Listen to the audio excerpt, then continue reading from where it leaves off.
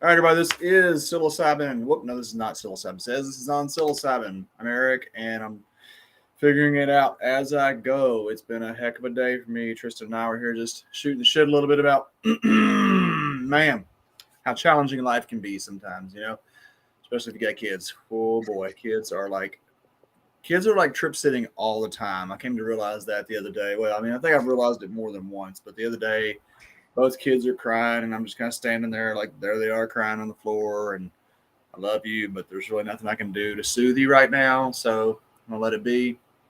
Yeah, that's trip sitting.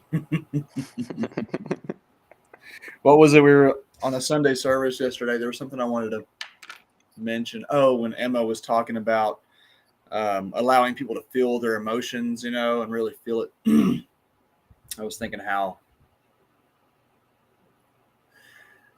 like I've worked with a number of trip sitters, therapists, and whatnot, particularly who want to kind of try and comfort someone in their challenging experience.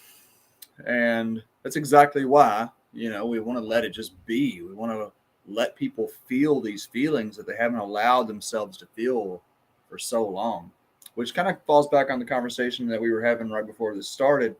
You know, those of you who will watch this video or who are tuned in right now as we get going. So I'm not huge on the DSM manual and all the different categories that we like to put people in, but I recognize that there is value and that there is truth to some of it. And, if I was to be diagnosed by the DSM, I would very likely be diagnosed as borderline personality, full fucking blown. I got all 9 traits. Uh, and the what we were talking about here is how today I had a situation where I started out really good, got into a great meditation, did some journaling. I've been journaling and meditating every morning and lifting weights pretty religiously for about over a month now, at least. And got into a really good space. And then the kids woke up. And then the wife was a little bit, not having the best time with kids. And I just so quickly fucking tanked, man. I just so quickly, like, I can feel other people's feelings so much. And it impacts me so much. It's just like, it's uncanny sometimes. And how it can be really hard to dig out of a dark place. Like it's really hard. It can be really challenging if I don't have any point of focus, like these live streams or uh, like the meditation and the journaling. It can be really hard for me to stay positive. And that's one of the characteristics of borderline is a extraordinarily strong negativity bias. And there's a real propensity to think that, well, everything's going to shit from the start, and so it takes me. I got to get some momentum to get out of that place, and then it doesn't take much to knock me off, and that happened today. Um, but what I've learned to do, for a long time, I think I tried to shove those feelings down and feel bad for feeling those feelings and criticize myself. And what I have started doing more lately in the last year or so is just allow those feelings to be. Oh, man. Just being with them in the midst of all the stuff that's going on around you, just being with it. And that's about the most effective way that I have found to move through it. It's like anything, the resistance that we put up is the very thing that prevents us from getting to what we want. So that's kind of what I wanted and was hoping we could spend at least a portion of this time tonight talking about is embodying the being that we want to be.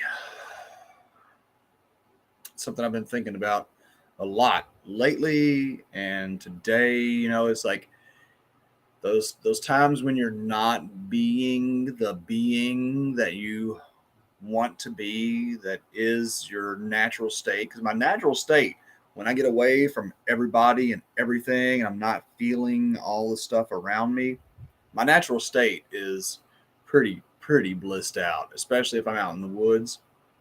And so, like, trying to find that more and more, trying to find ways to embody that more and more. Because what is it that we want to do with our life? We want to just like walk around and eat food and sleep and go to work, and go to the bathroom, and spend time with our kids or whatever? Or do we want to live a life that is really emboldened, a life where we really get to be ourselves? And that is, for one, that's a big part of what psilocybin is. It's a huge part of what these mushrooms do. Is they give us the courage, they give us the empowerment, they give us the vision, they give us the opportunity to experience our deeper state of being.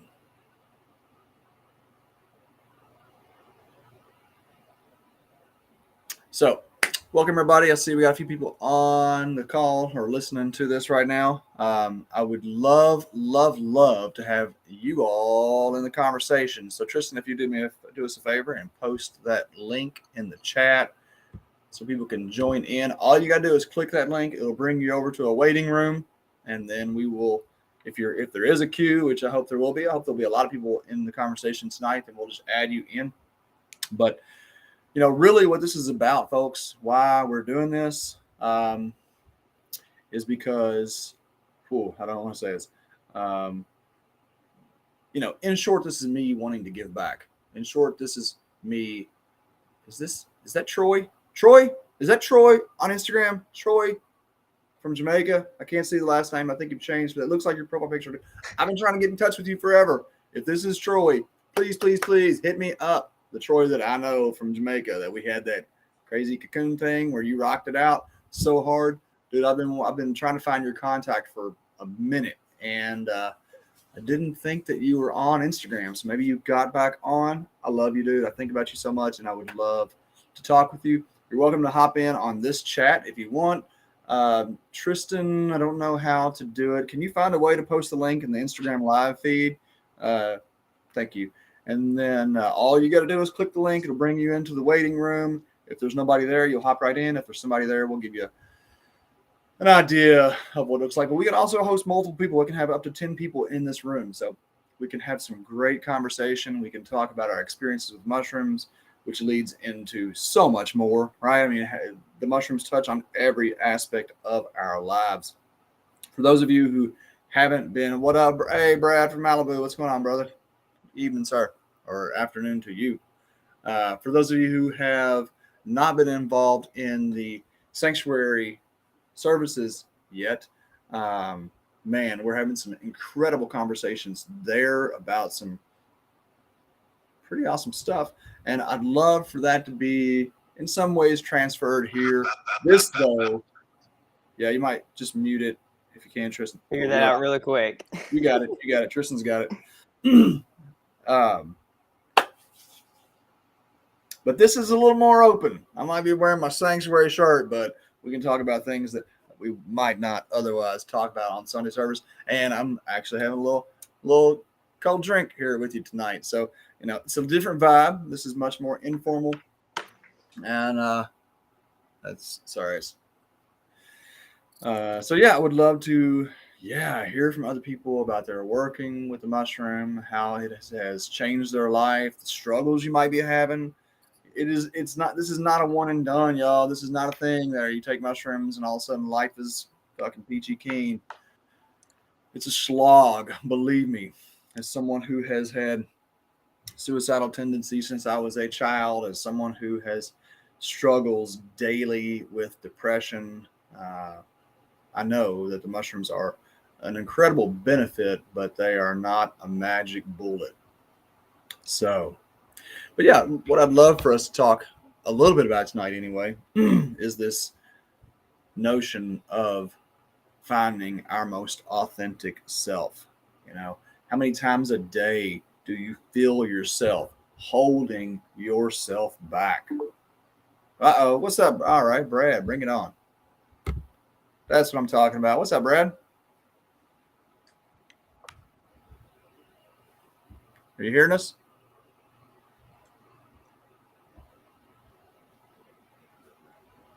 I think you're still muted, but other than that, we can see you pretty Yeah, well. we see you good. I'm gonna go get my didgeridoo.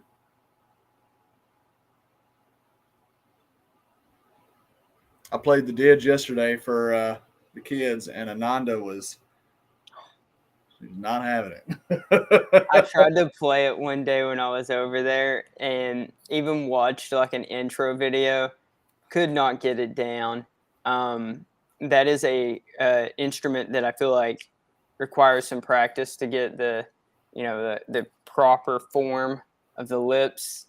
Um, I mean, the lips are definitely a part of it, but what took me years was the circular breathing. And Brad's saying he can't hear anything on the stream. I don't know if it's his computer or what, Brad.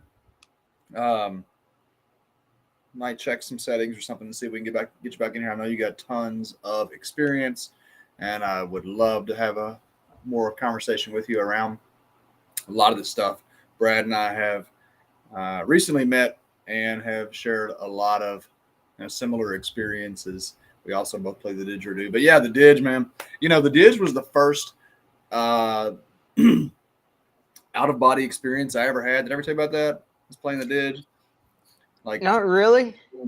Yeah, no, it's crazy. I tried playing the didge for years. I actually won a didgeridoo playing contest in Australia. I went to Australia with my high school class. This was an interesting trip that I organized. My teacher set me with the task of organizing a trip to Australia. So I got 12 other people from the school to go to Australia. We went down there. I went with the sole intention of seeing a platypus, which I did get to see.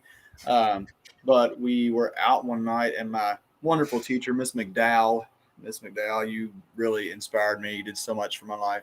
And Tristan, get the guitar out, have a little jam sesh. What's up, huh? And we go to Australia. We're down there having a good week.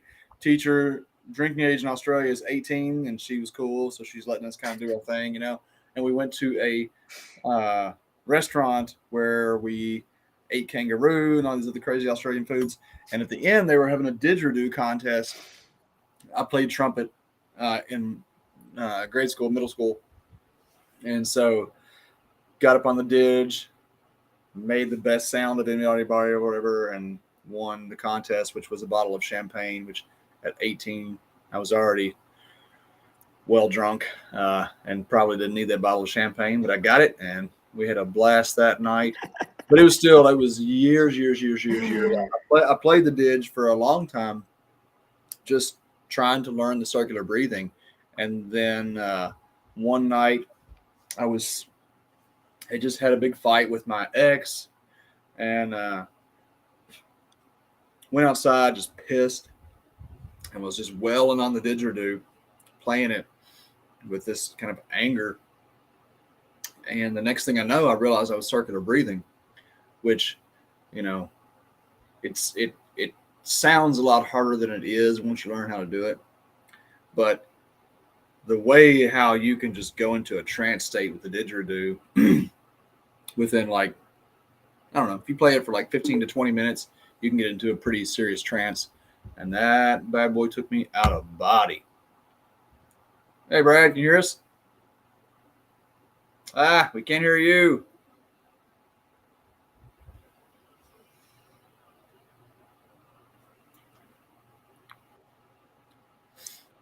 Oh, technology, I tell you.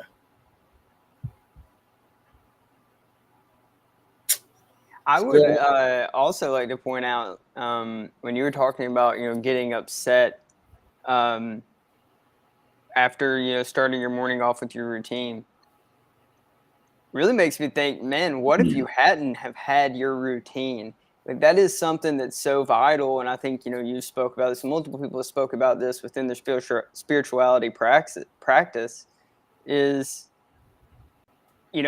journaling, like when you are meditating, like that gave you some buffer room, even if you didn't consciously True. realize it. It's true. No, it's very true. That's very true. Um, and I can think back to days, previously when I didn't have that buffer and how it impacted me. Uh, and yeah, you hear about all these kind of the life coaches and the Tony Robbins and all the people talk about the morning routine and how important it is.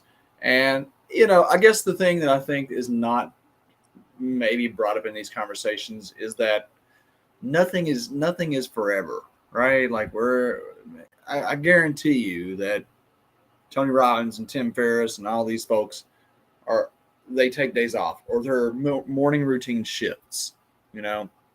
And so while it is a very powerful thing to have, it's also important not to hold ourselves like to too strong of a boundary. We got to be forgiving. We got to like do your thing, fuck up. Just like today, I could, and what I would have done in the past, and what I am doing much better is instead of beating myself up, because normally what I would do previously, I would have gone halfway through a day feeling like a turd, and then realized that I single handedly had ruined my own day and had caused problems for the people all around me.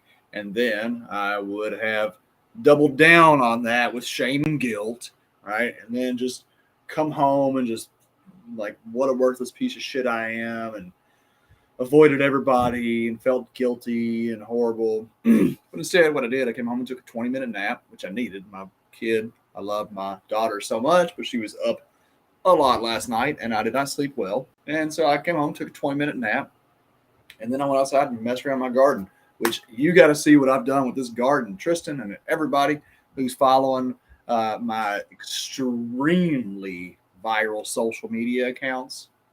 Just kidding. Uh, we had a big ash tree fall in our backyard and I had it cut up and I'm turning it into a hugel mound. Are you familiar with hugel culture? Hugel mounds are from a German. I read about it the other day. I've done this for years, just kind of known it on my own. But found out it was called a thing. And the hugel culture, Hueg, some hugel, whatever. Uh, the basic premise is you build a mound of soil on top of rotting wood, and that will provide for additional nutrients and moisture retention as it ages. It just composts underneath of the garden itself. And so what we did, big ash tree fell down, cut it up into slabs, and built a big boundary with it, and then filled it in with the rest of the fallen wood, piled a bunch of dirt, manure, compost, peat moss, and everything on top of that, and made a big, nice, beautiful, in process, raised bed where there will be mushrooms growing from the logs. I've already started putting ovoid mycelium into the wood around the perimeter. I've got some yellow oyster that's starting to come up. I'm going to incorporate that into it. So it's a really awesome way. What these mounds do is they not only through the increased nutrients and moisture absorption or moisture retention, but they also keep the temperature higher because of that thermogenesis that comes from the decomposing material. Keeps the temperature higher and extends your growing season. And then you also get, because you do it on a mound, you get kind of microclimates where you can micromanage your different vegetables or mushrooms. And like the stuff that you plant higher, like your okras and your peppers and your big, tall, sun-loving stuff, will provide more shade for the lower, where you can do your greens and you can do your beets and that kind of stuff. So it's a really fun way. I love like the visual of turning an entire 40-foot, like, I don't know, probably like a 36-inch diameter tree, turning that into a garden is beautiful. Beautiful. And that's really like, that's so much what the mushrooms do, you know, like when people have talked about mushroom farming and how, you know, when it was all cool, when mushroom farming was so brand new that nobody else was doing it, people would be like, oh, you're a mushroom farmer. And, you know, I guess it still gets a little bit of recognition because it's a little unique still. But my comment has always been that a mushroom farmer is just a dirt farmer, really. That's what we're doing. It's we're making dirt, which we can go on forever about the beauty of creating soil. Like, don't take a long time to grow mushrooms from wood, like years, baba booey. Oh, well, it depends. There's a lot of, if you're growing in wood chips, you can do it in a season, like these ovoids I'm planting. I just got a big, beautiful bag of ovoid sawdust spawn that an incredible person whose name I will not mention gave to me. And what's going on with that? This is a little pro tip for y'all if you want to grow your own mushrooms, your own wood loving, mulch loving mushrooms. All right, so I got a big load of wood chips, and the key to this load of wood chips, as I just out there looking at it, is that when I got it, and this is not the one that you know of, Tristan, I got a new one. It was about 25% leaf litter in there. Okay, and so the beautiful thing about leaf litter is like cardboard or straw, any of that kind of readily available cellulose and nitrogen. It gives a quick leap off point for the mycelium. So if it was just pure wood chips, then it would take longer. The success rate would be lower, that kind of stuff. But with the leaf litter mixed up in there, then it will be just like bang, and then mycelium will reach out and grab, and it'll have nice little, because like you want to create like this matrix of materials. You don't want just wood chips. Ideally, if you can help it, you want some sawdust mixed in there, you want some straw, some leaf litter, even some soil. A lot of these like wine caps and ovoids, a lot of these wood loving mushrooms that grow in mulch really appreciate the beneficial bacteria in the soil as well. Now, your log grown mushrooms do take a little longer. Again, it depends on the species. These oyster that we have fruiting have been inoculated for about maybe going on 2 years, and they started fruiting last year. Shiitake will take sometimes up to 3 years. I hear you, Brad. Oh, I hear you. You did it. Woo! the funny thing is I'm hearing you from about 30 seconds ago. I have a delay. Like I don't even hear myself yet. Now I hear myself. Well, maybe it'll catch up. I don't know. I'll tell you next time for next Monday, I'll have my roommate help me with this because I'm so lame on the computer, and then I'll be able to join you guys. Okay, well, you're here with us. You're here with us now, man. This is great. Okay. Also, if you have the stream popped up in another tab, closing that out, if you're getting feedback through that, could be another way. Good call, Tristan. Okay, that might be it.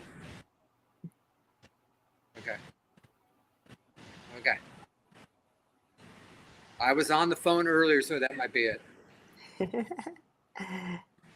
But I really, something that you were saying earlier, Eric, that you know, I know Brad's definitely got something to say off of the conversation that we were having. But when I think back at some of the points where I feel like I was in the biggest not even self-made pit, but it was as if I got a ladder, found a pit, and was like, all right, I'm climbing down into this thing.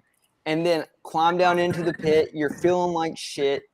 And then there's all these ladders around you that you can easily climb yourself out of. But then man, I just had my eyes closed. I didn't even want to open my eyes to climb out to make myself feel better. Like, I think there is part of that, like I don't really know how to describe it, but that's how I have interpreted. I think a lot of if what you're talking about sounds like something that I experience, and it's, man, I hate to even say it out loud. It's the fucking feeling sorry for yourself. Mm-hmm. It's feeling sorry for myself, and I realized about 2 years ago through a mushroom trip, I remember hearing my mom say, "Poor Eric, poor Eric. His dad makes him work so hard. Poor Eric, his dad's so hard on him. Poor Eric." And like that shit got ingrained in my mind, in my being, like this concept of poor Eric. And about a year ago, when I really started becoming acutely aware of this, and I would consciously try to change my perspective, I'd look around myself and be like, Eric is fucking loaded. I mean, Eric is blessed. Eric's not loaded financially, but Eric is blessed. It is not poor Eric. It is fortunate Eric. It is blessed Eric, you know. And what we don't realize is how much of this early education, to use the term loosely, we adopt into our personality. And, you know, that's one of the readings from Sanctuary. Was it this last week or was it the week before? I think it was the week before. Yeah. Where it was talking about from Joseph Murphy. Excuse me. I look and see if I had the book here, but I don't. Talking about embracing a new personality. And that's what I was saying, you know, before we got on here, how doing these kinds of events or these kinds of calls, and if you knew how many times I had a call scheduled with somebody that I just did not want to take this call, I'd rather just throw myself off a fucking bridge right now. But you take the call and it like gives you a reason. It presents a necessity for us to lift our vibe up, for us to find that self, because that's the real self. That's me. I know, like me enjoying this thing, enjoying the ride. That's the real me. And I had someone talk to me once. I was working with a member who, I guess the way he said it is he said something like, he didn't understand or didn't feel right when someone said, when people talked about the real them, as if these painful feelings or the depression isn't real. And I understand that. And I think it's obviously important that we validate the feelings that we have, which that is another big cause of all the problems, right? I mean, particularly for borderline, like that's a big thing, is that being invalidated and constantly feeling invalidated. So it's really important that we do validate our feelings, but it's also important that we realize that that's not all that we are. We are, yeah, we are the depressed self, we are the sad self, we are the suicidal self, but we're also the joyful self, we're also the blissful self. And when we get all of that, all of the resistance, all of the just call it resistance. When we get the resistance out of the way, and that more pure self, I do believe the more pure self is a joyful self. It's like when you look at a bird or any kind of animal, like their natural state is kind of blissed out, right? And we're just animals. We're the same thing. It's like we, however, have these brains that we get hung up on, and we ruminate on things that aren't even real or don't even matter. It's just kind of ridiculous. No, I think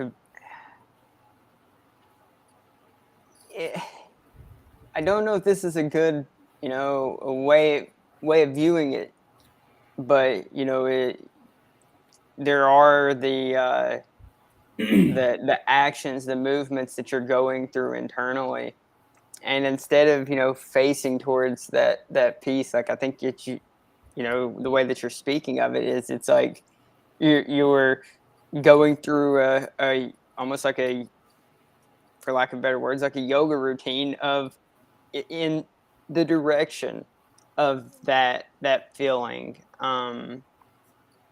probably, I think I may have butchered the way that I felt about what I just said, but there was. Well, I love Kevin. Kevin has this metaphor that says continue to float on the daily, and one of my favorite teachers, Abraham Hicks, that's exactly what she talks about and how she describes it, which is, I think, is the truth, is that when we let go of resistance, when we allow, then we are going with the stream, and the stream itself is joyful. Life is, my mind goes into a million places as I think about this, but like all the connections of all the plants and the trees and the clouds and the sky, like all of this is absolutely a gorgeous mystery. And if we let go of the resistance that we have, which is us trying to go upstream, no, I suck. No, I suck. No, I'm not good enough. I'm not good enough. I should do better. I should be better. Like, that's just us fighting against the current of what is. And what is, the more we allow it, the more we just embrace what is, and we float down that stream, then we find out it's beautiful. Even even in life, even in its ugliness, it's beautiful. It's beautiful to see it. I couldn't agree more, Kevin. It's 100%. Yeah. It's 100%. I'm glad we have Brad back. Looks like he's on his computer, and we can hear him, so that's excellent. We'll see. And those blocks that you're speaking of, that was something that we can maybe dive back into later. But that same block that you're referring to, I believe, comes up whenever people feel like there's a block between them and connecting deeper within themselves, within the mushroom space. So like people who are eating the mushrooms, maybe feeling like they're coming on, and then never actually, they're like, man, I didn't have an experience. Or like, or maybe the people who don't even have, who are walking around just fine, and they've eaten 3-4 grams of mushrooms, and they're like, there's nothing going on. Or well, the bad trip. I mean, Even that one. The bad trip. The only bad trip is the resistant trip, right? I mean, even if you're having a challenging experience, if you give yourself over to it, there comes a point where ecstasy and agony are no different from each other. They're the same. If you're getting toured around the can you hear me? insane asylum, Yep. it's better to pick your feet up, just get pushed around rather than put your feet down in the wheelchair and be like, no, I don't want this tour. Yeah, for sure. All right. For sure. What are you thinking, Brad? Well, I didn't hear. I just caught the last maybe minute or two what you guys were talking about. I was trying to get this figured out. But surrendering is like one of the big things. And my first ayahuasca journey, I told you about the 5 things the guy said. Mm-hmm. And one of this, like, be still, humble yourself, surrender. And surrender is like acceptance. And you just accept that you're going to be miserable for a while and just go through me. And I can't tell you, many times I'm over here and the people get hot or they get cold. And I go, it's not going to make you comfortable. You're not going to be comfortable. Just let go. It is what it is. And so sometimes I have a temperature gauge. And so if I'm doing one and they're too hot, I go, it's 75 degrees. You're in the shade. You're not too hot. Yeah. And other times I'm too cold. It's 72 degrees in this house right now. It's your body is connected to your ego, and your body's connected to your ego, and it knows it's about ready to leave. So it's activating to try to keep your egoic self attached to your body, to ground it on this earth. Mm. Yeah, I have some maybe a little bit different thoughts on some of that, but ultimately I agree. I'm taken back to one of my most recent trips. I was working with someone in Jamaica once, and it was every bit of 95 degrees, and she's just shivering. What? Look, 95 degrees, and this woman ends up with my big bomber jacket on because it was winter when I flew down there. We had another big jacket on and like 3 blankets, and she's still sitting there shivering, and she's like, what's wrong? Like, you're not just giving over yourself over to it. That's what's wrong. I mean, I didn't say that because I am more inclined to allow the person to experience whatever they're experiencing, and then afterwards kind of talk about it and process it. I feel like it's try to convince someone that letting go and allowing will alleviate that. And I guess I'm really interested in what you're saying, Brad, about this connection of body and spirit, if you will, and these occurrences being somehow a reflection of that resistance to separate almost. I kind of just generalize it in a form of processing. That's how I think about it. This is just a form of processing. But yeah, could you talk a little bit more about that? What your so my personal experience with it, like personal, not doing a journey with anybody. Mm-hmm. I've done like a ton of ayahuasca journeys, and every time I'm in the ayahuasca journey, I'm either hot or I'm cold, and it's like happens like throughout the course of the night. You're hot or cold. It's like goes in waves, right? So what I do is I literally put one sock on and one sock off. So when my feet get cold, I go, which is it, body? What do you want? How are you trying to distract me? Is it hot or is it cold? So I try to trick my body. So then all of a sudden I catch my ego trying to come in and try to take with the body's picture. Your ego's your body, your egoic self.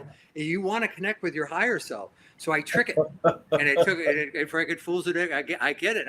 When I catch my ego, then all of a sudden it's like a kid that's got its hand caught in a cookie jar, right? And it's like, I busted you. And he goes, oh, and it'll run away, and then you can go. So, I like that. I'm sorry, someone just came by my door, and I missed what you were saying. But when I'm doing that, it's just like a brief thing for them because they're so out of it anyway. I let them have their experience. I just want them to show it.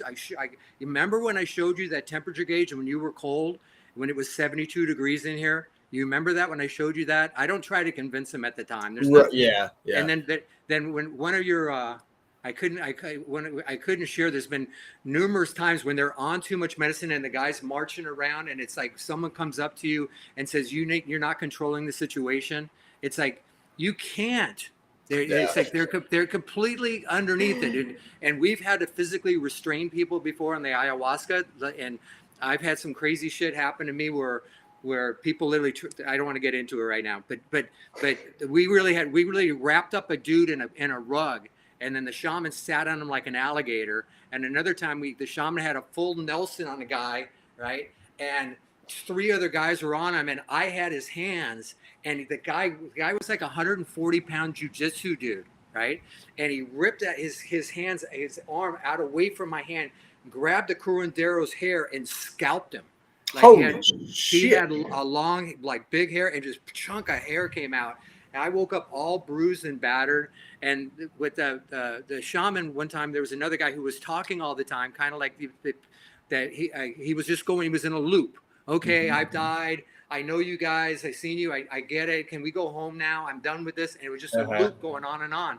Yeah, and this woman next to me, she says, she goes, he's talking about us. He knows it's about us. I go, he doesn't know where he's at. He has no clue, right? And he had absolutely no clue where he's at. And you just try to calm him down as best you can. But, it's like, you never freaking know. And I can't believe you do groups like you do. I mean, I've only done 3 groups, and the most of the people I've had was 6. And luckily I didn't have any big things happen. So I love hearing your experience about that. But it's like, I think ayahuasca and mushrooms are significantly different, you know. And I'm curious as to your, you've got quite a bit of experience with both. The vast majority of my experiences with mushrooms, I've had a couple of ayahuasca sessions. But yeah, I'm curious as to where do you think those differences lie? What do you think are the main differences between ayahuasca and mushrooms? For some reason, ayahuasca seems way more manageable.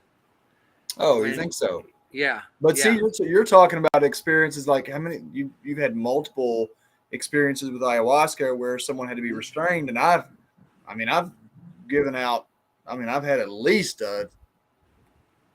like if I've worked with in Jamaica, I worked with at least 1,000 people, and how many sessions that was, I don't know, but each one of those people took 3 doses minimum. And so of those 3,000 sessions, I've only had one experience where there was no physical restrainment because the dude was too big. Just where it was just a matter of getting him out into open space where it could be managed more openly. But that's really interesting that you say that. You think ayahuasca is more manageable. Yeah, it's like because you do multiple cups. So Mhm. unless what happens is when people get too much in them and they're having their bad time, it's I'm kind of getting off your question a little bit, It's okay. but it's like the ayahuasca is a trickster. Okay, Mhm. so what it does is like it'll give you most of I don't want to say most of the time, but it could. The first cup you get, you have this nice experience. You feel like you're in the flowers. You're having a good time, right? And then the shaman will say, "Anybody want another cup? You can come get another cup."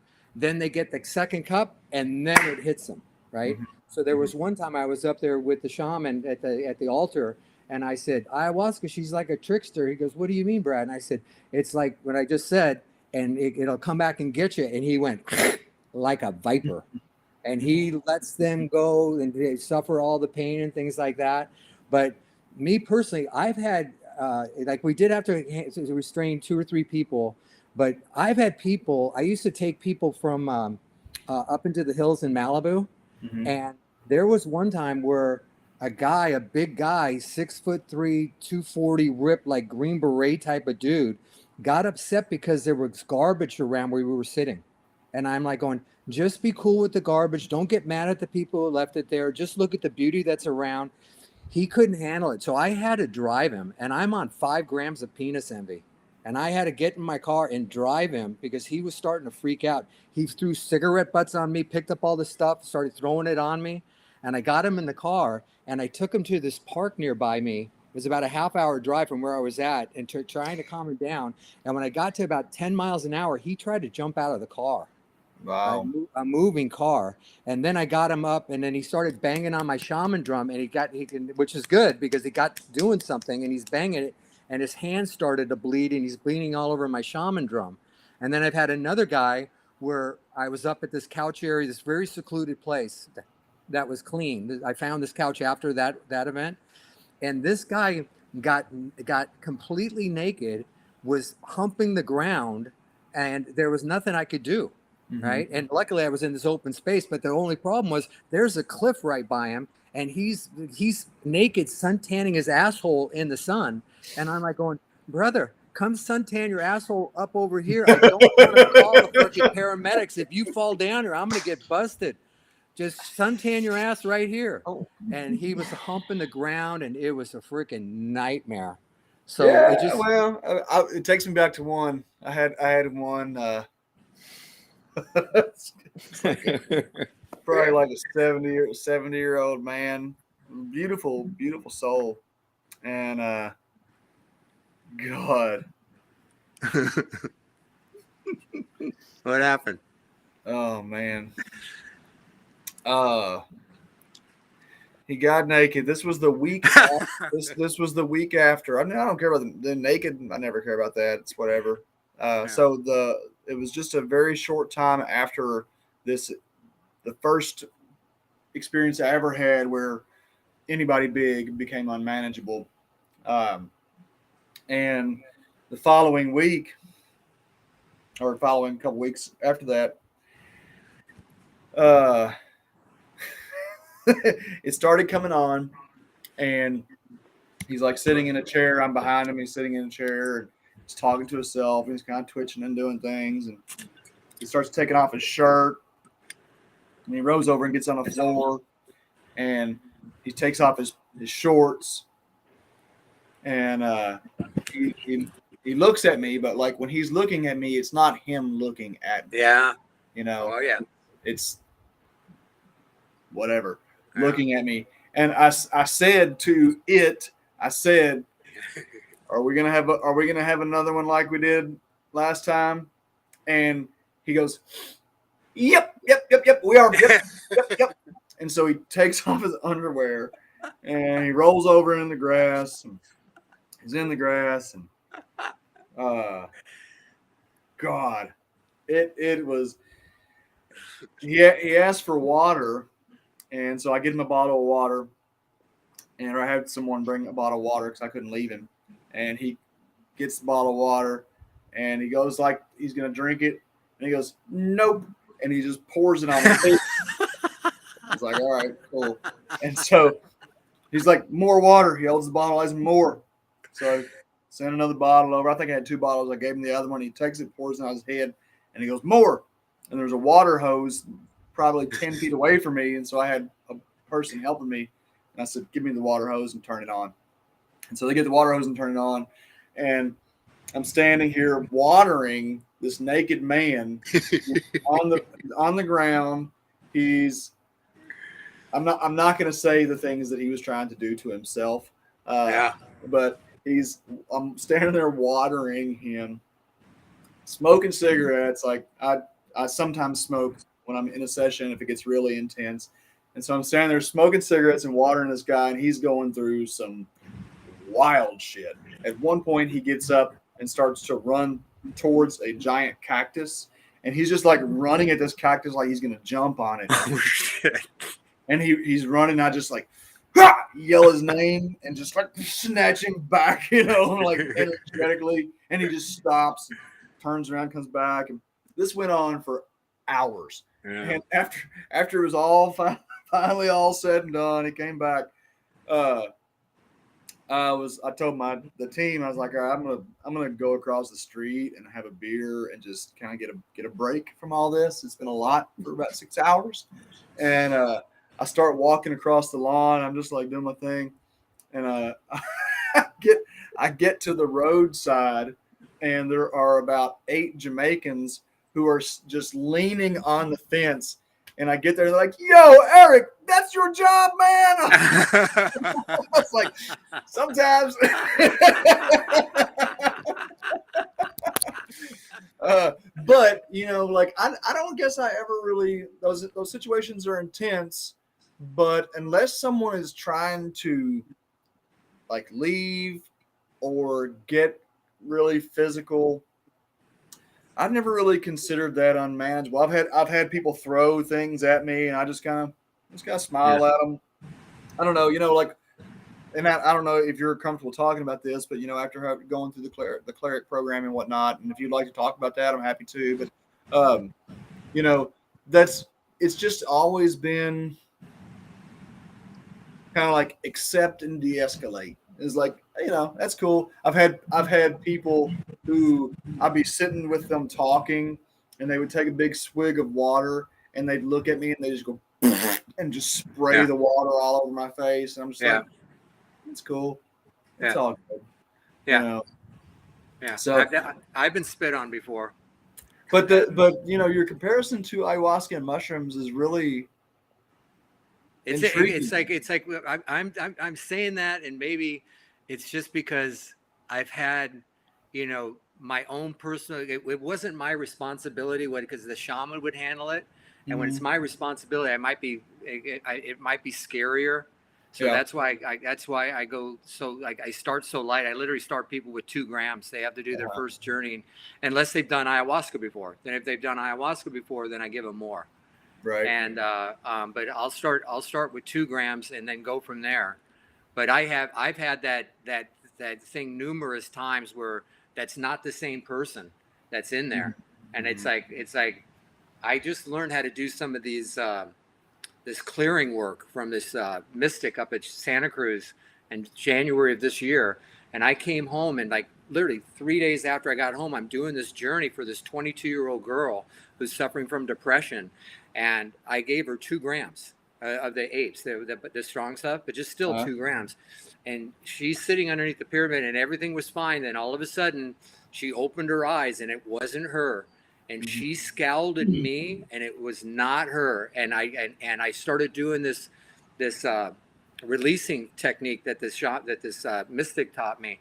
And then her mom was here, and her mom left when she could see what's going on, and she started walking the beach for 2 hours.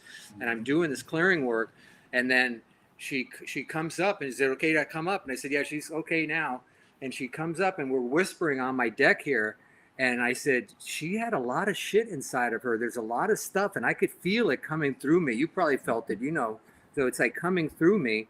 And she goes, and right when I said she's releasing a lot of stuff, the window next door to me burst on the deck for no reason. Boom! Like the glass broke. The glass broke out. Bam! No one around, no one on the beach, nothing going on. And they're Kabbalists, so they know about the spirit world. And she goes, Meirav, and I go probably. I mean, I didn't know, but something got out of her. And what's Meirav? What's that mean? That's her name. That was a woman's name. Her name was Meirav. And so after that, she came and laid on the couch, and then she was like a different person. But it took 5 hours. So let's talk about this. This is something I've wanted to dive into for a very long time. And you're the first person I think that I know who within the mushroom space has had enough experience to really be able to talk about this. What do you think that is? What is that? What is that state of consciousness? Is it an other? Is it an aspect of the individual? It's both, but you're creating it. And this is it's both. But you have, it's like in the Kabbalah, you might want to research this. They're called klipots. Okay. And what the klipot is, it's negative energies that you basically are manifesting inside of you. You can either be allowing them in or you're creating them yourself, but everything is us. It's all us. Even the negative forces that are controlling this world right now is still us. Right. So but it's a layer. They say they liken it to a corn husk. When you're husking the layers of corn, you have these layers called of the devil on your shoulder. You got the good one and you got the bad one. It's like, who are you listening to? What wolf are you feeding? Right. You remember that, the Native American story about the grandson tiger. There's two beings inside of me. Which one's going to survive? They're fighting, and it's the one I feed. So if you're feeding the negative energies, it's going to get grow larger and larger, and you're going to get more husk of that corn that's going to eventually have to be peeled away. So we're peeling away those layers of the husk that we created and allowed to manifest. Now to go direct to your question, is it a negative entity that's inside of us? Yes, but we created it. Does that make any sense? Yeah, or allowed it in, have co-created it. Yeah, co-created maybe. Yeah, just to holler at those on Instagram. If you want to join the conversation, Tristan, do me a favor and post that link again one more time. Anybody wants to hop in here, this is a great conversation that I'd love to have other people with experience contribute to. Yeah, the individual who was the only kind of violent or physical session I've ever had, this was a therapist who it was unreal. I won't go through the whole thing, but when it started, he was standing by himself, kind of in a small field. I was watching him. I was about 50 feet from him at the most. He came over, and he had a giant welt on the side of his face, like it looked like he had gotten hit with a baseball bat, and pretty much immediately it turned into this, I don't know, 4 or 5 hours of crisis management. And the entire time he had this huge whelp on the side of his face. And after it was over, when the timer ran out and he got back to normal, the whelp, which was seen by 3 other people, it was gone. Wow. Completely gone. Wow. And so, one of the things that I'd love, I'm going to say this, and any therapists that are hearing this, I'm saying this as a kind of like a cautionary and kind of like maybe not advice isn't the right word, but something that oh man, what a bummer. Whoa. Oh. Whoa, you there? I'm here. I don't know what happened.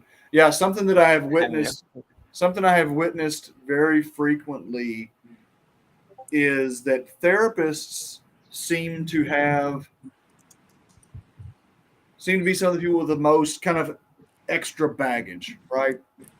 And what it seems like we don't understand is the backlog of information that we accumulate throughout our lives. And therapists who are spending so much time listening and helping people work through stuff are inadvertently taking on a lot of this energy. And if it's not being processed out properly, well, when you turn a super processor on like the mushroom, then it's gonna really show. But I love this kind of what you're talking about. Tell me the word again in the Kabbalah. Klipots, Klipots. Klipots. I started studying Kabbalah years ago, and kind of the person who was teaching me was a 65-year-old Jewish lady who tried to get me to have sex with her. So I just abandoned ship. But it is. I know that there's a ton of wisdom in that tradition around some of this metaphysical phenomenon. Yeah, my roommate is a therapist. She works at a addiction. She's an addiction specialist. Okay. At the rehab centers, and all these rehab centers, she's been fired numerous times because she's trying to help people, and she knows that she has it in her. It manifests in her shoulder, and she's constantly burning sage and trying to do her best to clear. I'm working with that clearing technique on her now. And it's a constant battle because she goes into those environments and that energy does go out on her, no doubt about it. And then it's really interesting to see how and she is afraid to take the medicine. So here she's here. She's seen all these people. Like, she'll come in after the journey and how was it? Oh my God, it's the most incredible thing in my life. She's never taken more than 1.5 grams. And what do you think is the resistance there? Fear. Fear of being wrong about her beliefs, which is the biggest fear that we all have, is that'll attack our ego. And so she's got her story that she believes in, and she's going to be sticking with it. And that's I'm saying that now without her here, but that's what I believe that she is, and that could be my belief system. But anyway, I heard a shaman once say, they asked the question, what's mankind's biggest fear? And people are saying, fear of flying, fear of public speaking, whatever, fear of commitment. And he goes, it's the fear of being wrong about your beliefs. Yes. And you're wrong about your beliefs. It's attack on your ego. And it's our ego that's controlling us, completely controlling how we live. And that's what needs to die. When Jesus said, die to yourself, that's the self he's talking about. I mean, we really need to die to that. There's two of us. There's literally two of us. There are eternal ethereal divine presence. I got a great analogy for you. You guys want to hear it? Yeah. Okay. Have you guys ever heard of the analogy? I've heard this analogy from reading a book on human design. And what it was it's a limousine with a passenger and a driver. Have you ever heard this one about how it represents? Okay, so the limousine represents our ego. Okay, represents our body. The limousine driver is the egoic self. The passenger in the back of the seat is the higher self. Okay, and we're driving around in our life, and as the limousine driver, and he's got the stereo system turned all the way up, and the higher self's back there, and he wants to talk to the limousine driver to tell him where to go, but he can't hear him because he locked the windows, and he's got the stereo turned up so high that he can't hear the higher self trying to communicate. And that the radio, and this is my own input from my meditations, that radio is our thoughts.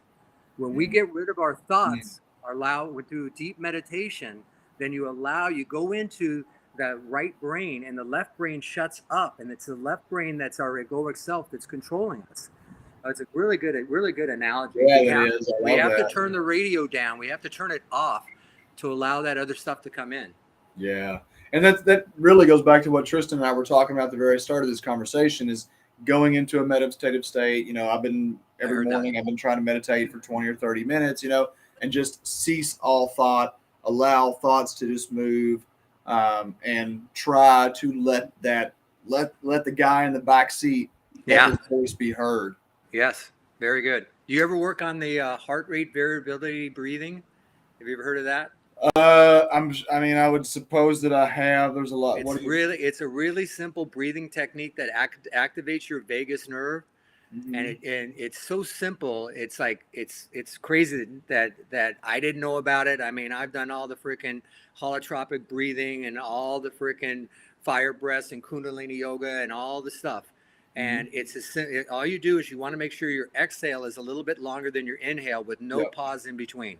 Yep. So I start 4 seconds in, 6 seconds out. And then after you get relaxed and the mind starts to quiet just a little bit, you'll go up to 9, 11, 14, 16, it might be 15, 20. And I just sit there. And after COVID, I had nothing but time. So I said to myself, I'm staying here until you leave. And when it hits, it's literally like, it's like you're watching a movie and these thoughts are coming into you, and it's all your egoic thoughts. You could totally tell the difference. And all of a sudden, it's like the screen closes and you become the light of the film. You're not seeing the film anymore. You are the light of the film, and it's so expansive and beautiful. And then you try to stay in it. Have you ever done 5-MeO DMT? Not had the opportunity yet. Okay, so it's like that. It's like a 5-MeO DMT trip, but you're consciously doing it. You consciously get there, and then all of a sudden you're so amazed. You go, man, I can't wait to share this with friends, or you think, oh, while I'm here, I want to think about a question answered. And as soon as you start thinking again, then it goes bye-bye. Yeah. You're thinking. Yeah. You're not going to let you play around anymore. So then you have to go back into it. So I'll go in and out of it. And I set it up with the hape, like a hape blow before. Okay. And that gives me, I'll personally, what I do is I sit up straight in a yoga position, and easy pose, do the hape, do my clearing, and that takes 10 or 15 minutes. As I'm working on my breath, I breathe through my nose with the hape, and then after that, I'll lay down because I can get deeper, longer breaths as I'm laying down.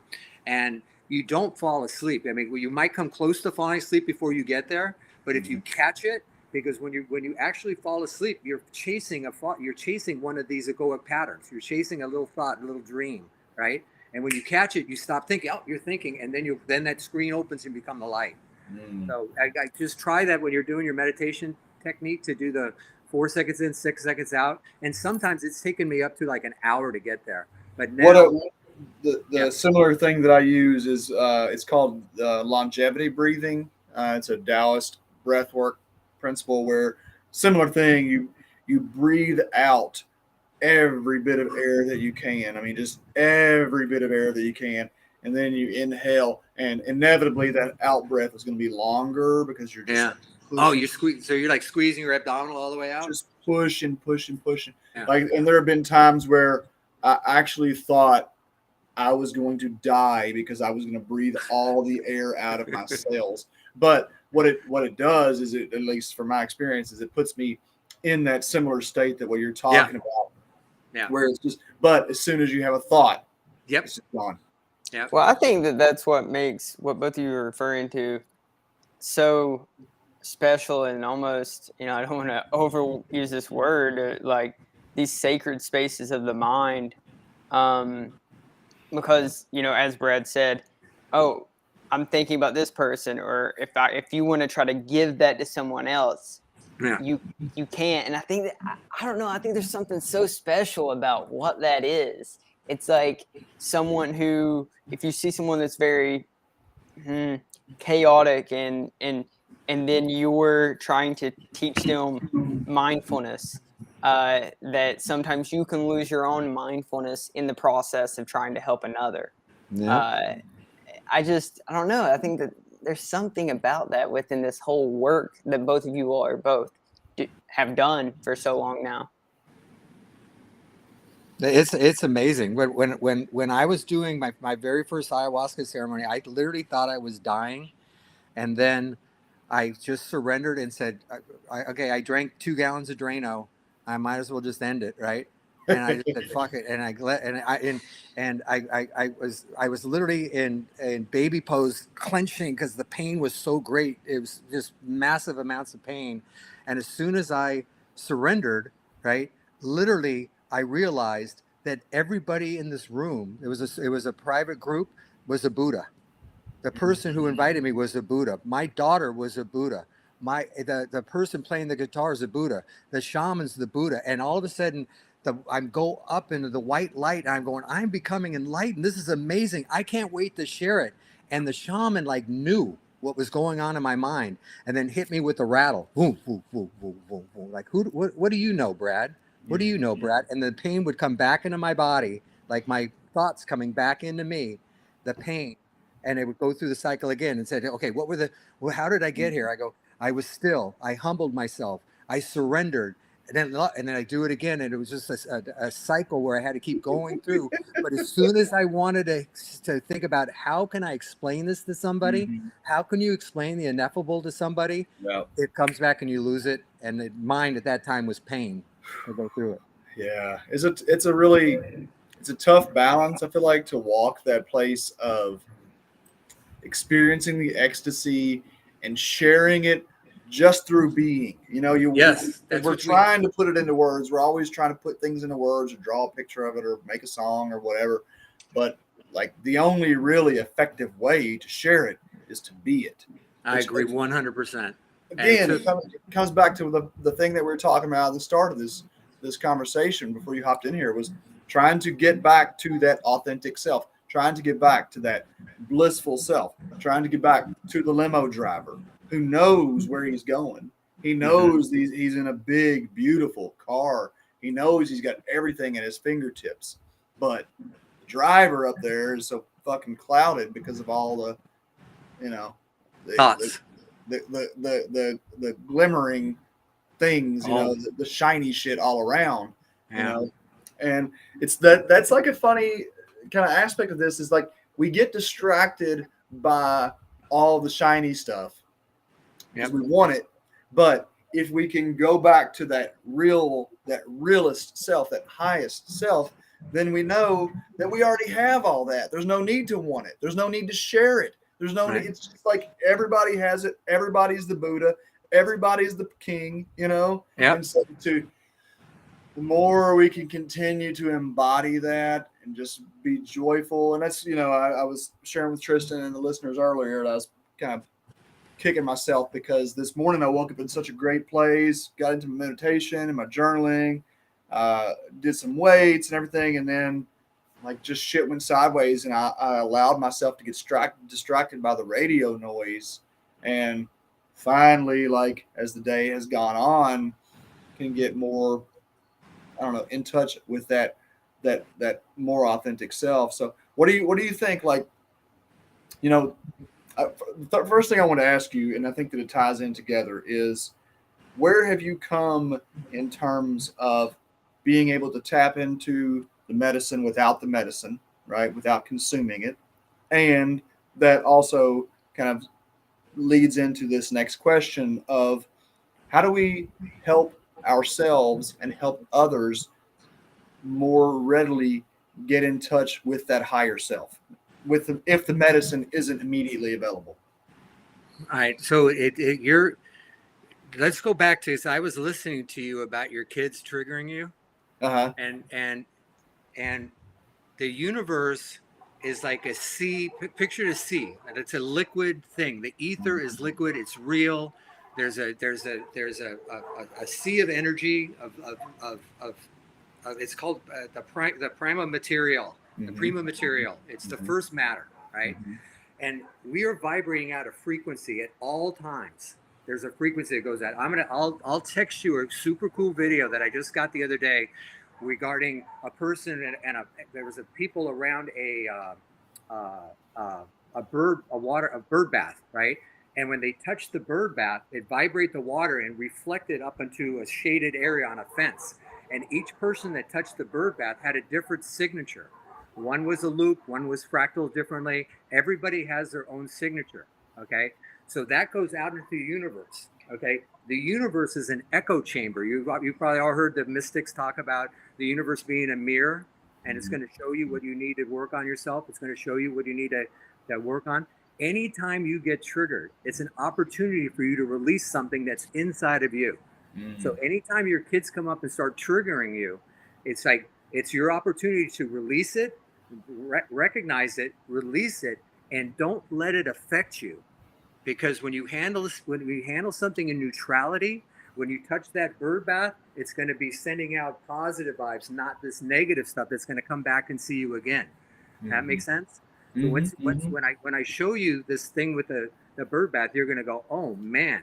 What the question is, like, how do we help ourselves and help others catch that quicker?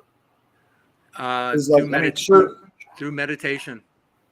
Yeah, you have to stop the thoughts. How interesting that this happened right after I got done meditating. I know. It's a sign. Go back into that meditation. But we literally, if you ever read the Course in Miracles, you heard about the book, The Course in Miracles? I know it. I haven't read it. Yeah. It's extremely deep, man. It's like so deep. It's like, I used to go to a book reading on it every Monday night until COVID hit.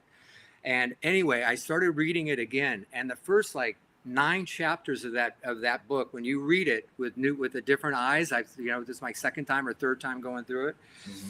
Your thoughts and your mind are the enemy. Your thoughts are the enemy. Your egoic thoughts, your lower self thoughts are the enemy. And it's in the word name. Your name, Eric, is the enemy. The thing called Eric is the enemy. Huh? I like that. I like that. It's the enemy. And so how do you, once you realize, pick up the Course in Miracles and just read the first. I've been wanting to read it. Yeah. It's really deep, but just think it with those eyes, and you're going to see that everything that's reflecting back is you, and your thoughts your mind is the enemy. Oh, I know. It's like a program that was installed in us. It's artificial intelligence that was installed in us to separate us from God. It's like it's really amazing. But when you look at when someone asks me my name, I only on a few occasions have remembered this because you're meeting someone for the first time. But it's like, my name is Brad, but it's not me. Oh yeah, not me. This Brad that I'm playing is just a character.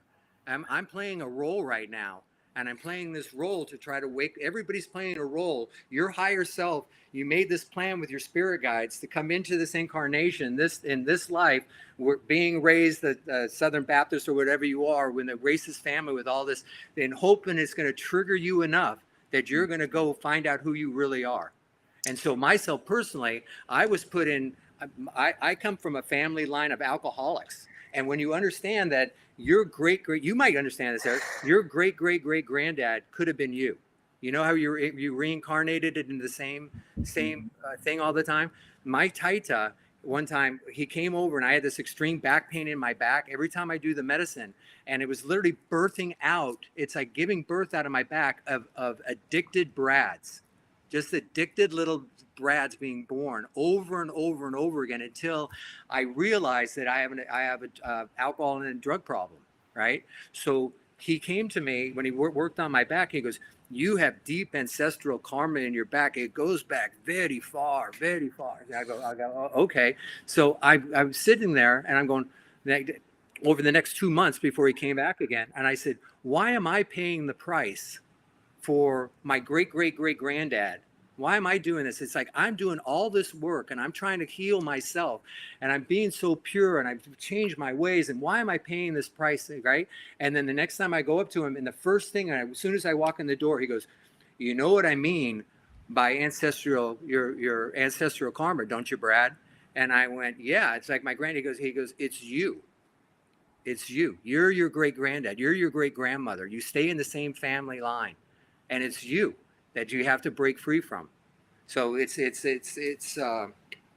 our go. So right now, what can people do right now is you need to shut up the left brain. You need to shut up the egoic mind, and you do that through meditation. And then when you're on the medicine, it's going to show you, either you're going to surrender or you might go through a rough time, or sometimes it's bliss. I mean, I've had the love of God come flowing through me, like screaming at the top of my lungs. It's absolutely incredible. Mm-hmm. Have you ever had that, Eric? I mean, I don't know if you Yeah. graced it, where it's like, it's like you get zapped. Like I one time I took 9 grams, and this is back in the day before, when I was in my bedroom with the eye shades on and music playing, right? And all of a sudden the music went off, and the medicine works through my phone. Okay. The electronics, my higher self or whatever, it does it. And usually that means, oh shit, there's going to be a whale breaching, or there's going to be dolphins racing, or something cool on the beach is going to happen. And so it went off, and I went outside, and there was nothing happening. So I said, okay, I'm going to go back inside. So I went back inside, and I'm lying there, and all of a sudden the music, I couldn't get I got the music going again. And then all of a sudden it stopped, and I opened my eyes, and I was in white light. Just white light. And I went, oh shit, I did it this time. I'm dead. Right?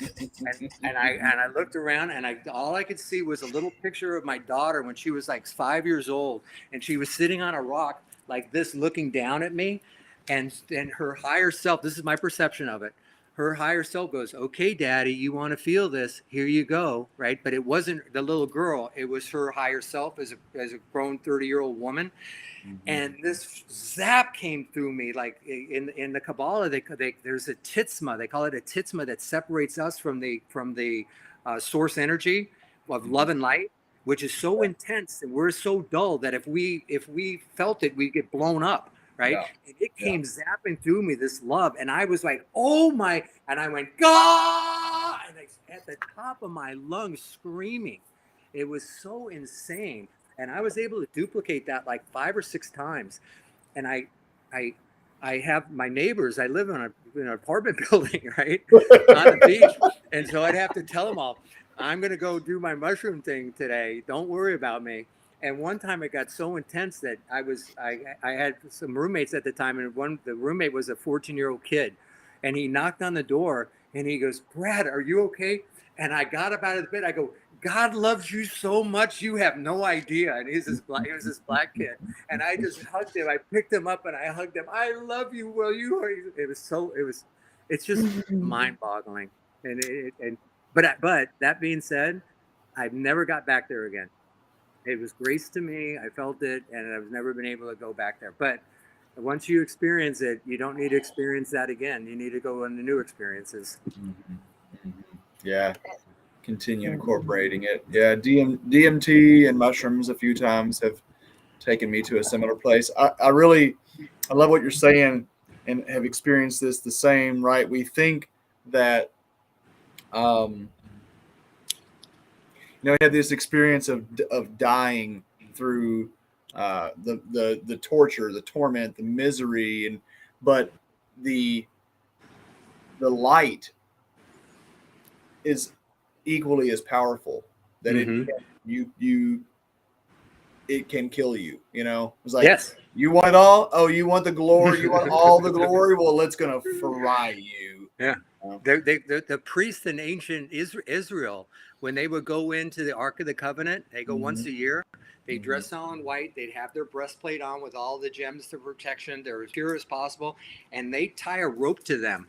Yeah. In case they weren't pure when they open it up, if they dropped dead because they weren't pure enough, they pull up. Yeah. Are you familiar with the Ethiopian tradition right now that claims to have the Ark of the Covenant? So. Oh yeah, really, I know that I've seen a film on it, and it's like protected by a monk who lives with it. Yeah, right? Yeah, and it's the same thing. They still tie a rope to the dude's leg. Oh. Yeah. Which is, that whole thing. Like I've got some reflections on that and how it relates to mushrooms. I guess you must be relatively familiar with Rasta and Haile Selassie and all that. No, I'm not. Story.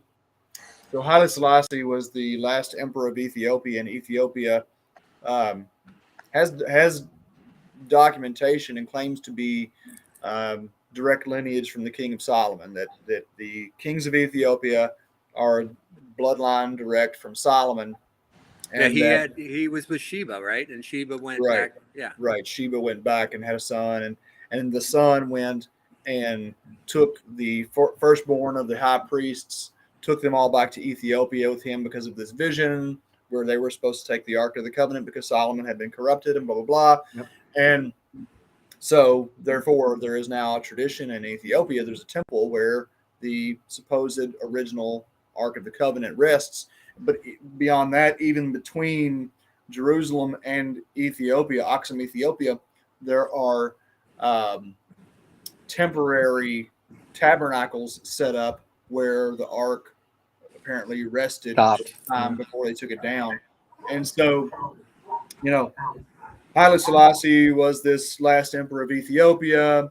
He has a fascinating personal history and how he helped to dismantle Mussolini. You know, Ethiopia fended off Mussolini's troops with basically sticks and rocks. And there's a really long and beautiful history there. But in the Old Testament talks about manna, and we've gone through this on the show before, where manna being related to puffball mushrooms and the food, desert truffle and whatnot. The only other place in Judeo-Christian literature that mentions manna in a different context is in Revelation. It says that when this King of Kings comes, that he will bring he will reveal the hidden manna. Okay. Well, Haile Selassie, not just Haile Selassie, but all of the kings of Ethiopia, they carry the title Nagusa Nagas Moambisu, which means King of Kings, Lord of Lords, Conquering Lion of the tribe of Judah, which is all the titles that are supposed to be awarded to this bloodline and this descendant. And you know, there's also this whole like he will come as a thief in the night. There's a lot of stuff. Well, Haile Selassie in 1930, when he was crowned king of Ethiopia, their Time magazine named him Man of the Year. And you can go look at there. I think it's 1930.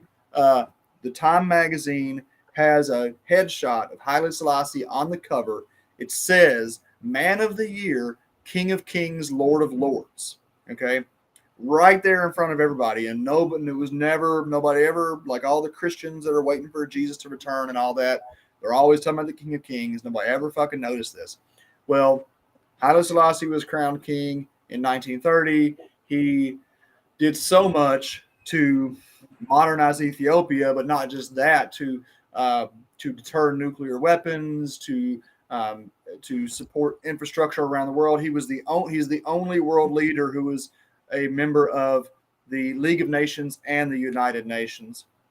When Ethiopia was invaded by Mussolini in Italy before World War II, he went to the League of Nations and he said, in a historic speech, you can watch it, he says, if today it's Ethiopia, tomorrow it's you.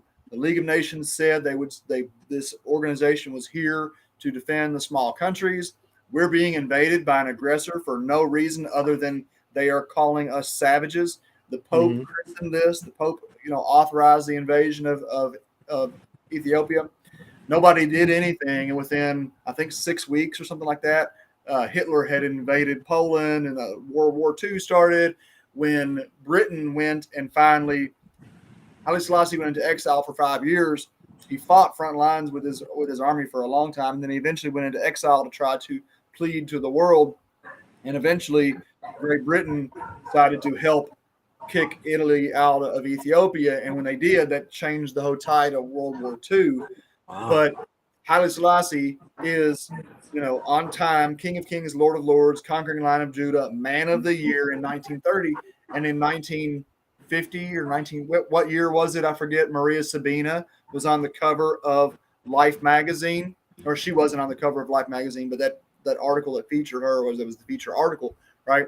So within 20 years, you have this King of Kings being presented to the world, and then this hidden manna, this secret mushroom that was brought to the world. And now we see all of the healing and all the changes that are taking place. And, within my personal philosophy and our personal, belief system anyway, I think I feel like I don't know. I hate to say it like in a kind of a dogmatic way, and I won't. But there's too much connection there to dismiss. Is something I think is a interesting topic to discuss, which is prophecy, right? I mean, I don't know. Like you weren't on the call. I don't know if you were on the call when we were talking about this. Were you? I think it was the cleric call that we did Saturday. No, it was the Sunday service yesterday. I had this thing. We were at a park, and I keep practicing, trying to practice that higher self direct me, right? The guy in the limo, dude in the back seat, where to go. So he's like, go to this park. Take the kids to this park. So we go take the kids to this park, and we're there having a good time, hanging out, just kind of like no big deal, just hanging out in the park. Well, this kid rides by on a bicycle, and strapped to the seat of his bicycle, he has a tennis ball container with a guinea pig in it. And we're like, well, that's weird. And so the kid rides around with the guinea pig, and me and Courtney are like, that's kind of cool. 2 minutes later, there's a table of people picnicking over here, and we look over, and they have a big ass Weimaraner dog who's the dog is sitting with his ass on the picnic chair, and his legs are up on the table, and he's eating like a person. Right? And we're just like, what the fuck is going on? And I said to myself, next thing you know, we're going to see some dude with a giant snake. We leave the park, and 20 minutes later, we're walking the street, and this guy turns a corner, and he is dressed in all black with black mascara, like looking like raccoon eyes, and he has a 14-foot reticulated python. I was just like, what the fuck is going on here? But the purpose of that story is to try to lead us into this conversation. Very short. We only got 8 minutes left on this evening, but around the nature of prophecy, because this is something that has been fascinating to me. I think it is part of the experience with the mushroom and psychedelics. There was an article that came out last week from Vice about the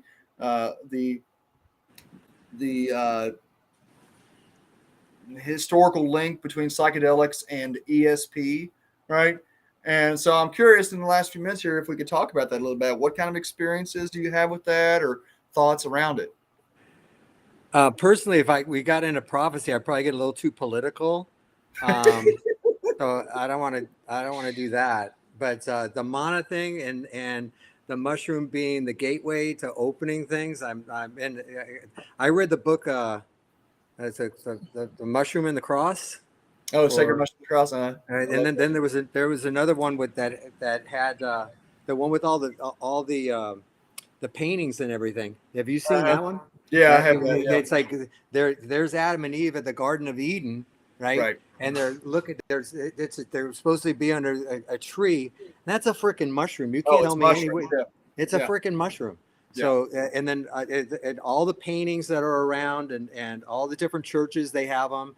The mushroom was definitely a part of it, and it goes back to I wonder what Soma and Soma was they could have been drinking a mushroom tea.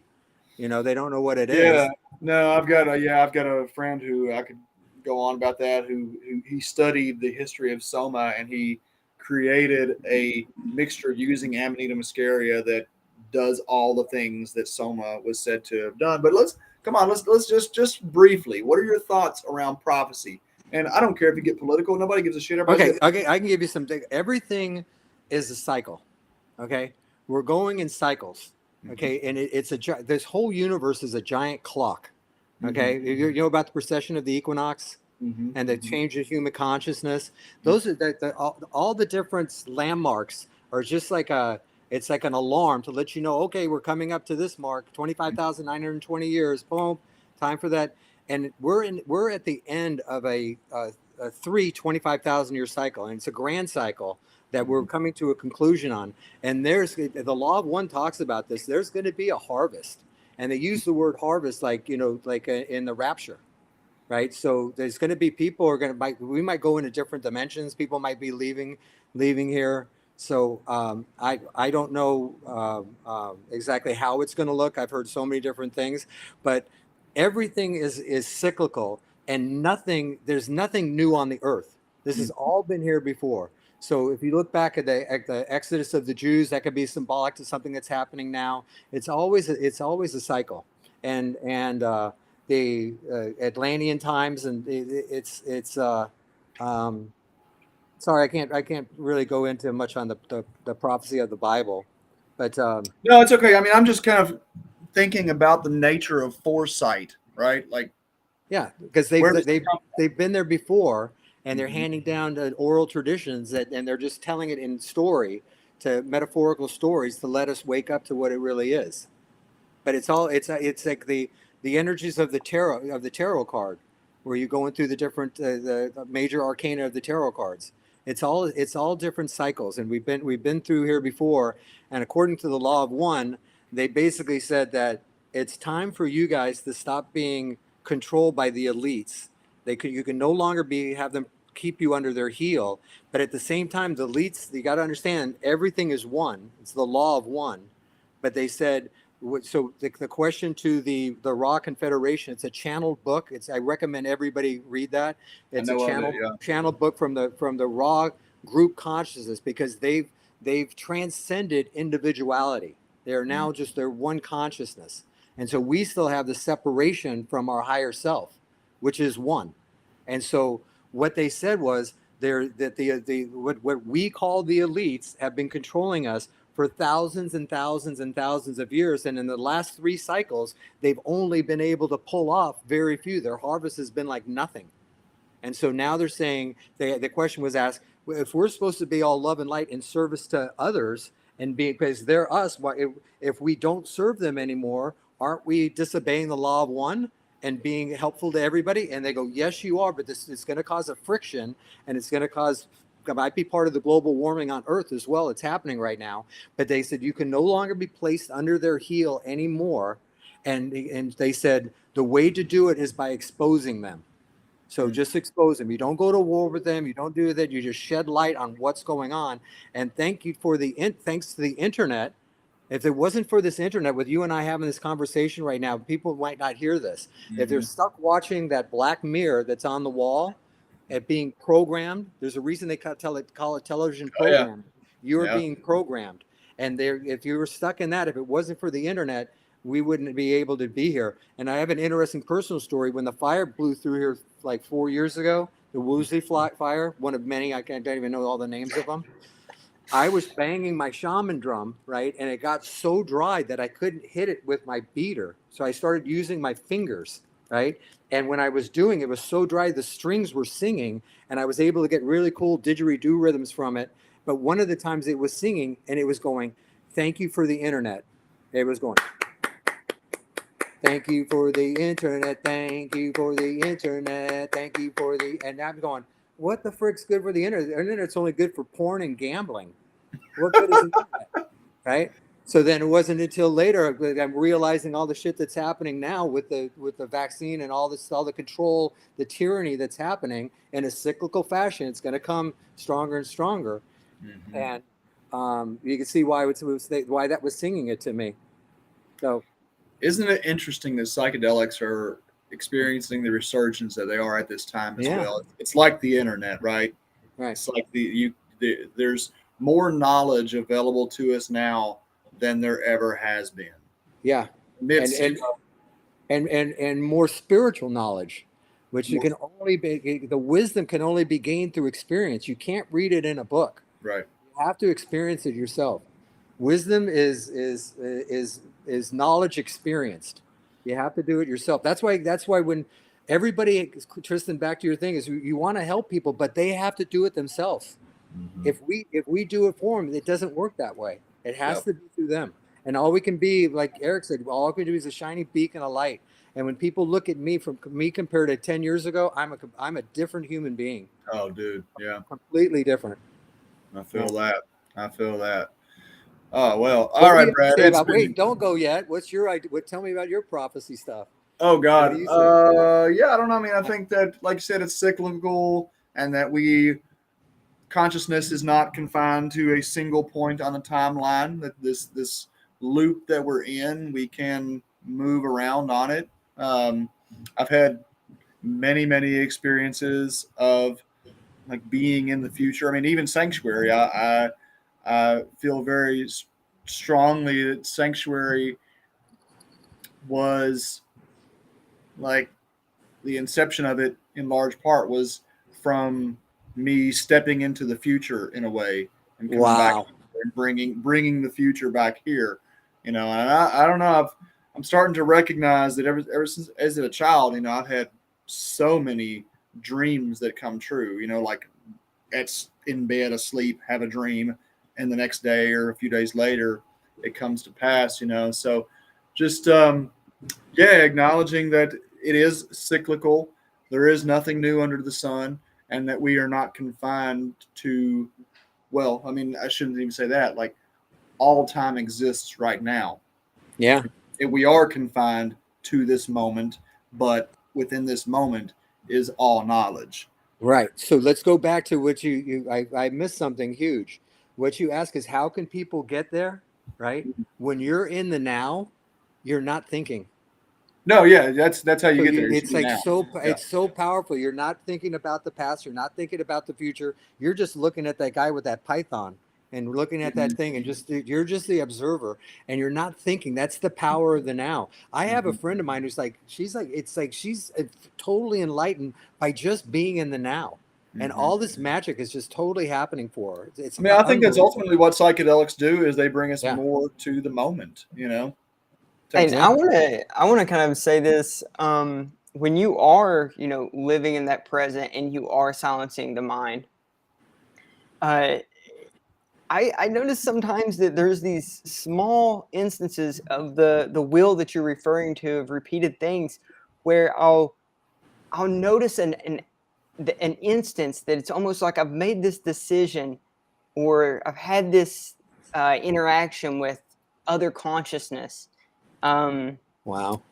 That has happened before, but then it's almost like because of the silence of the mind that you have the whereabout to now make a different decision, that you've made this repeated decision of how you've approached that single moment, and then it clicks and it's like, wow, this has taken me 3 instances of engagement with this moment, but here it is. And then you can, I don't know. Oh yeah, no, I could totally get you. And if you don't make the right decision, it's still the right decision. There is no wrong decision. But the lesson, all right, yeah, we got so many fucking rabbit holes we have opened up here. Okay, Brad, okay, buddy. Brad, we've already got one listener requesting that you come back on next week. So I would love to have you again. Please feel free. Could you text?